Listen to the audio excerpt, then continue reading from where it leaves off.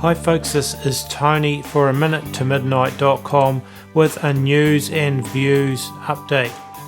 By now I'm sure pretty much everyone has heard and knows about the Hunter Biden emails and so on, and basically if you've seen the interview that Tucker Carlson did with Tony Bobulinski, ex-Hunter Biden associate, on Fox last night, really it should bury the Biden campaign entirely, but of course the theatre of American politics, it doesn't play out according to what you think should happen, so who knows, we'll wait and see. But I don't really want to cover that in this video anyway, but I would suggest that you watch that short interview with Tucker Carlson and Tony Bobulinski.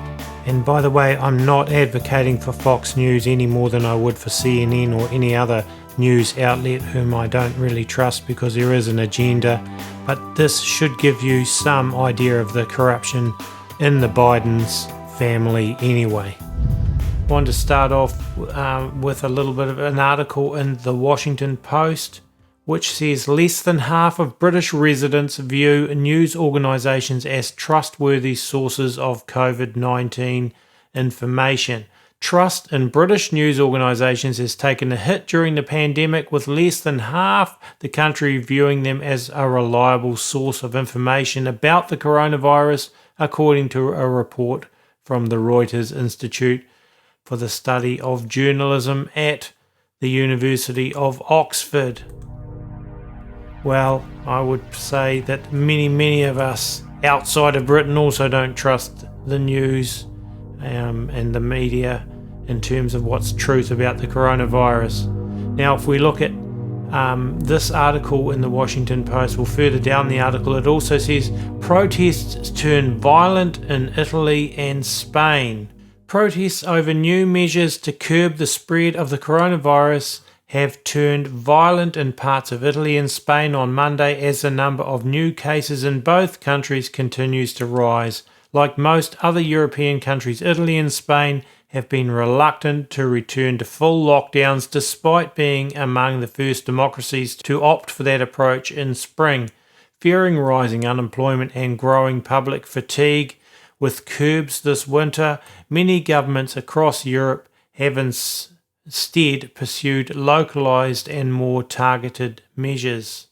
But in many places, including Italy, calls for tougher measures that would in some ways resemble lockdowns have mounted in recent days, amid a surge of hospitalisations and daily coronavirus deaths across the continent. But this time, new lockdowns would be met with fierce resistance. But they are telling us all over the place, supposedly, that the coronavirus is increasing, including the worst days on record in many places. And that's just before the US elections. Michael Snyder of the Economic Collapse blog writes, "Are we going to witness the worst national emotional meltdown in US history once the election is over? Right now, we are experiencing the calm before the storm. Many Biden supporters believe that a Trump victory would literally be the worst thing that could happen to our country, but at the moment, most of them are quite confident that Biden will win. Likewise, many Trump supporters are absolutely convinced that we will plunge into a horrifying socialist abyss if Biden wins, but for now most of them are convinced that the polls are wrong and that Trump will pull out another victory in November. So with just a little over a week until Election Day, most Americans that really care about politics are pacified because they believe that a positive outcome is right around the corner. But soon that will change, and tens of millions of Americans will simultaneously melt down emotionally right in front of our eyes." Susan Duclos at All News Pipeline writes, "Violent protests resulting in deadly confrontations expected in multiple states as law enforcement prepares for Election Day and post-election violence into 2021.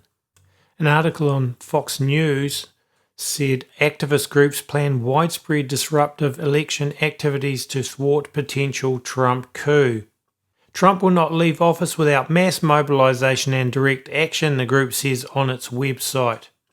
An activist group is planning large-scale and widespread disruptive activity starting on the night of the election in an attempt to stop what it predicts will be an attempted coup by President Trump in the form of a refusal to accept the election results. Shutdown DC is setting the stage for mass gatherings in DC, noting that the resistance must begin during the muddied legal and political debate over the election outcome. Trump will not leave office without mass mobilization and direct action, the group says on its website. In a separate document, first reported by The Federalist, the group characterizes its planned movement as an uprising and calls for potentially blockading the White House, blocking traffic, shutting down government office buildings, and even Amazon fulfillment centers. Any of you that have followed A Minute to Midnight will, for any length of time, will probably realize that I don't believe that either the Republicans or the Democrats, or Biden or Trump, are outside of the controlled system, and that they are essentially both pushing the global agenda. And I will explain why shortly, but have a listen to something that Biden said in the last presidential debate about heading into a dark winter. Vice President Biden, your reaction, and just 40% of Americans say they would definitely agree to take a coronavirus vaccine if it was approved by the government. What steps would you take to give Americans confidence in a vaccine if it were approved? Make sure it's totally transparent. Have the scientists of the world see it, know it, look at it, go through all the processes. And by the way, this is the same fellow who told you this is going to end by Easter last time. This is the same fellow who told you that, don't worry, we're going to end this by the summer. We're about to go into a dark winter, and he has no clear plan, and there's no prospect that there's going to be a vaccine available for the majority of the American people before the middle of next year. Now I want to show you why I think Biden's use of the term dark winter could be very significant and could in fact be a globalist way of telling us what's coming. Back in June 2001, the federal government carried out what was known as Operation Dark Winter, which was a simulation exercise focused on how to respond to a covert biological attack. America's pandemic war games don't end well. This was in foreignpolicy.com back on April the 1st, 2020. And it says this: on June 21st, 2001, a group of well-known US officials and a handful of senior policymakers gathered at Andrews Air Force Base in Maryland for a senior-level exercise that simulated a biological weapons attack, an outbreak of deadly smallpox on the United States. Designed by the Johns Hopkins Center for Civilian Biodefense Strategies, now called the Center for Health Security, and the Washington-based Center for Strategic and International Studies, the day-and-a-half-long Dark Winter simulation was conducted to gauge how senior leaders would respond to such an attack, and included such high-level participants as Senator Sam Nunn, who played the president, former White House advisor David Gergen, the national security advisor, and so on. But the Dark Winter has since become legendary in senior policy-making circles in Washington for a different reason. It has regularly been cited by its designers and participants as the clearest exhibit of the spiraling stresses and potential social collapse that could be sparked by a public health crisis. Dark Winter, which stipulates a smallpox attack by an unknown assailant, is not COVID-19, but the fallout from the coronavirus pandemic bears an eerie resemblance to the simulation. Leaders hampered by an inability to address a crisis they hadn't foreseen. We'd have been much more comfortable with a terrorist bombing, Nunn said later in a congressional testimony. National decision-making driven by data and expertise from medical and public health sectors, management operations limited by the swift and unpredictable spread of the disease, and a limited stockpile of vaccines, a healthcare system that lacks the surge capacity to deal with mass casualties, increased tensions between state and federal authorities, and the rapid spread of misinformation on cures and treatments for the outbreak. The Dark Winter exercise ended on the second day of the simulation after 3 long sessions and purposely without resolution. But then the exercise's goal was not to predict the future but to dramatise the issues faced by the federal government during a nationwide health crisis. The lessons drawn from 2001 Dark Winter exercise provided a stark preview of what the United States would face in 2020. Dark Winter was an exercise designed to push the system to failure in order to learn about its vulnerabilities, said Andrew Lakoff, a professor of sociology at the University of California who has studied Dark Winter and its impact. The lessons of Dark Winter shaped biological preparedness policy for the next 10 years. Further down here in the article it says, Dark Winter is extremely important, Larson told Foreign Policy, but there were any number of follow-ons right up until very recently, including one in 2019, one which I've covered a lot in the past, called Event 201, that simulated what is happening right now with the coronavirus. In fact, by one count, there have been no less than 4 separate US simulations that prefigured the events that unfolded in central China in January of this year. So really, the exercises, I think, were like planning for what they knew was actually coming. And an article at lourockwell.com says, forget about human rights and freedom. Partway down the article it says, however, everyone has been concentrating on the COVID-19 scandal that is crushing human freedoms and destroying life as nothing in history ever has. People worldwide are giving up their freedoms without a peep, following pandemic policies that are not based on scientific research but on politics and ridiculous assumptions that have proven false. More than 34,000 medical doctors and health scientists from around the world have signed a declaration against lockdown put in place to curb the spread of COVID-19, saying the measures are causing irreparable damage, according to an online petition initially created by 3 epidemiologists from Harvard, Oxford and Stanford. With the US elections, people feel that by voting one candidate or the other that they're going to achieve something, but I want to suggest that the global illuminists have an agenda to get from point A to point B, and if they take a left detour to get there or a right detour to get there, that's okay because they want to put in place certain things in a certain time frame and the other things can be put in place later. So both candidates are pro-vaccination and both candidates are pushers of 5G. The two things combined will enable the control of people. Let me show you what I'm talking about. 3 American vaccines have entered the last phase of clinical trials. At least 46,000 people are participating in those trials. Now the race for a vaccine is entering the political spotlight. I want full transparency on the vaccine. One of the problems is the way he's playing with politics. He said so many things that aren't true. I'm worried if we do have a really good vaccine, people are going to be reluctant to take it. And so he's undermining public confidence. Biden and his very liberal running mate, the most liberal person in Congress, by the way, is not a competent person, in my opinion, would destroy this country and would destroy this economy, should immediately apologize for the reckless anti-vaccine rhetoric that they are talking right now, talking about endangering lives, and it undermines science. Governments all around the world are telling us that life can only get back to some sort of normality or semi-normality if we have a vaccine. So they've convinced everyone of the need for a vaccine for the COVID-19. Dr. Anthony Fauci says experts will know whether a coronavirus vaccine is safe and effective by December.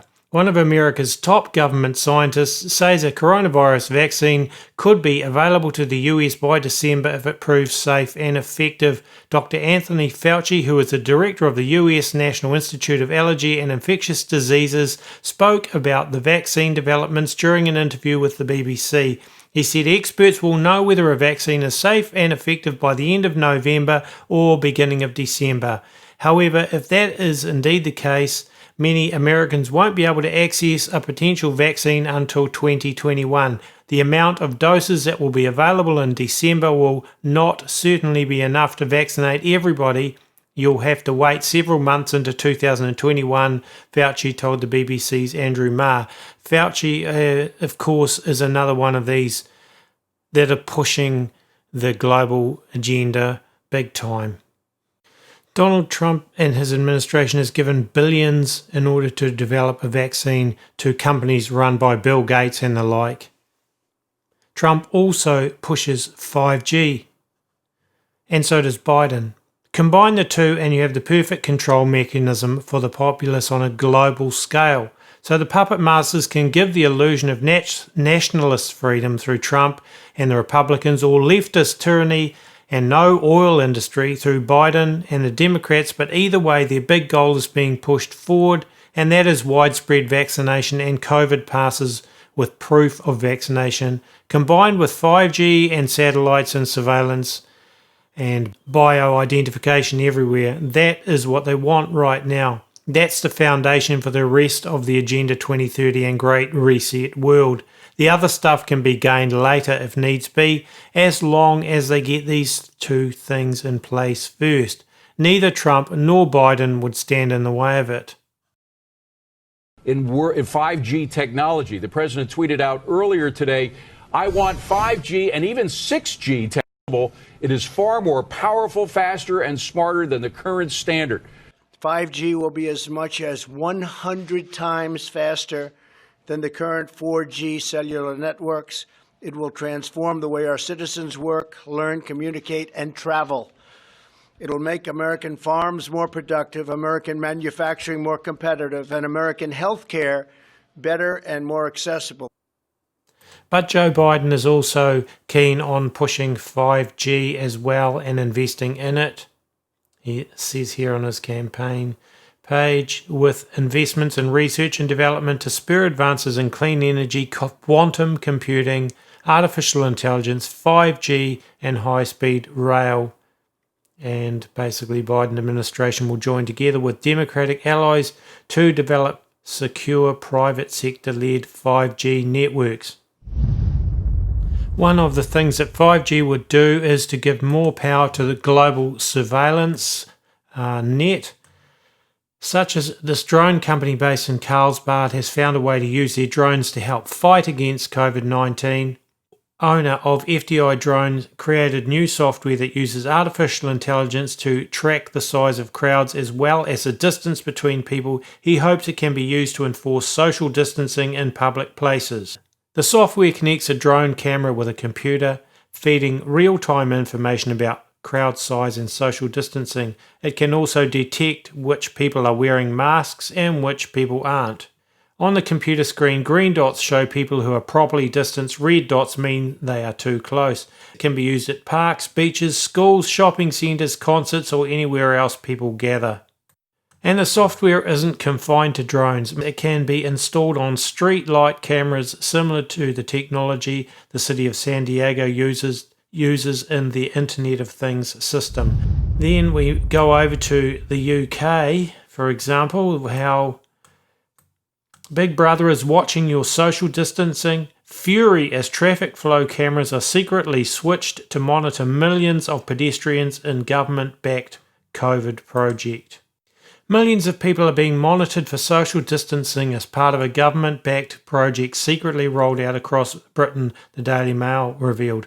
In what campaigners call a sign the country is heading to a truly dark place, at least 363 cameras originally installed to monitor traffic have been switched without public consultation to snoop on pedestrians.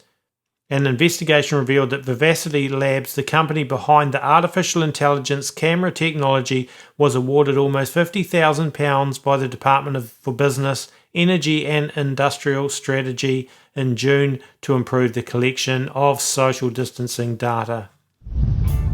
So it's really no wonder then that people have had a guts full of this and are sick and tired of this nonsense. Thousands of protesters in Britain descended on the British capital on Saturday to call for an end to coronavirus lockdowns and restrictions on businesses in the UK, which they described as a form of tyranny. In a Breitbart London exclusive video, protesters were seen singing, "I'd rather be a human than a slave. We are the 99% and you can shove your new world order up your you-know-where." The large-scale act of civil disobedience followed more restrictions being imposed on the people of Wales, Northern Ireland and Scotland, as well as the introduction of a tier system by Prime Minister Boris in England, in which local regions and cities are placed under lockdowns if spikes in coronavirus are recorded. So folks, if your conscience tells you that you want to vote for somebody in the US elections if you're in America, then by all means do so, but don't expect that any politician is going to take you away from the direction of heading towards a beast system, the New World Order, basically what is foretold or prophesied in the Bible, like in the book of Revelation and so on. It is happening, and none of the politicians are going to actually take you away from that direction. Just as I end up here, I have had people asking me, have I heard from Jeremy? Is there any updates? Is he okay? And so on. Well, I actually have had some contact with him and he should be giving me some updates in the next day or two. He says he has some more information to share, so hopefully I'll be able to bring that to you in a day or two, all being well. And folks, don't forget a-minute-to-midnight.com. Visit our website. And we do run a Minute to Midnight 100% by donations. It would be great if you're able to help by donating to a Minute to Midnight, because we can't keep this running without your donations and your help. Greatly appreciate the people that do donate, and if you want to help out, you can do that at a-minute-to-midnight.com. Don't forget to subscribe to our channel and also our website. You can follow that. The music used in our shows I've written, played and recorded as well. That's it for this video update. Hopefully, as I said, I'll be back in very near future with another update. This is Tony saying God bless and goodbye.